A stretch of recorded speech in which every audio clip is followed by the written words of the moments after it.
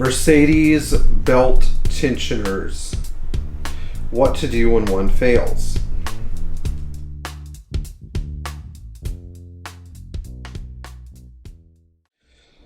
I have always been a big fan of replacing your belt tensioner before it really starts to go. And I see so many circumstances where these belt tensioners are, they're just gone. And what do people do? They torque the crap out of them. So I'm going to give you a couple of tips to make your tensioner last longer. And I'm going to give you a couple of tips to, on how to replace your tensioner, because it is kind of a complicated job. So here we have a worn out tensioner from a 190E 2.3. And we have the new one that's going to go on. These are Phoebe tensioners. I haven't seen any difference in life expectancy between a Mercedes tensioner and a Phoebe tensioner at all.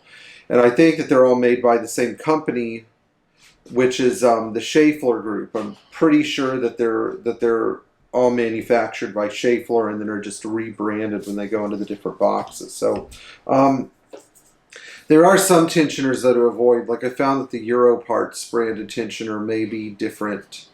I find that the Rain tensioner and the Phoebe tensioner are pretty much the same. So this is one part that seems to be manufactured by 2 or 3 parties, but there's one good party. So let's talk about how they fail. First of all, these are hydroelastic tensioners. What that means is they have a rubber bearing in the middle that sort of keeps the tensioner tight. It's hard to see, but back here the metal part separates from the rubber part, and then this rubber part separates from this metal part. And what ends up happening actually is that the tensioner becomes really floppy. You can tighten it, and then you drive the car and you lose tension again. Now, on a new tensioner, this is the 102 tensioner. It's supplied with its bracket. When you're adjusting this thing using the funny little rod, which I've installed incorrectly, it goes like...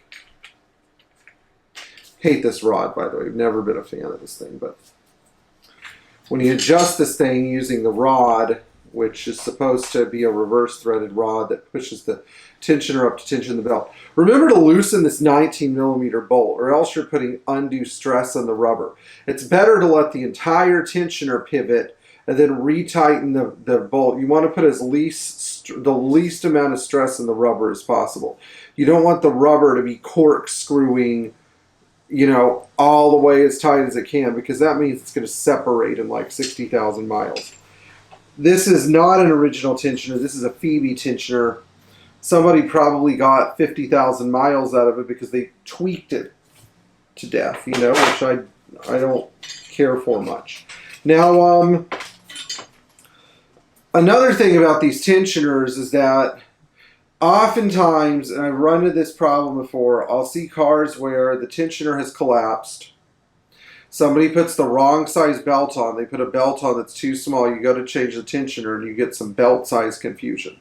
Always check with Mercedes about your belt size. If you've got like an M103 engine and you've got a bizarrely small belt on it that really does not fit the car, probably a good sign that the car's got a collapsed tensioner. Somebody was able to force a belt on there that was a little bit smaller so that the thing wouldn't rub. But even that doesn't really work in the long run. Anyway, as far as replacement of these things, I know it's not necessarily easy, particularly on the 103 and 104 engines, but it's got to be done. And average tensioner life is like 70 to 100,000 miles, although I'm not sure that most of these make it that far because of how they're tightened and serviced or whatever. Anyway, if you'd like more information about these belt tensioners and the replacement procedure, then, just reach out to us by an email. But the principle of this is that you just need to allocate 2 or 3 hours to do it. Even I have to spend 2 or 3 hours doing M103 or M104 tensioners. It just takes a long time. So thank you so much for tuning in. Enjoy servicing your Mercedes Benz. Please like, share, and subscribe. Please tap the bell for notifications. And If you have any comments or questions, either email them to us or leave them below. Thank you.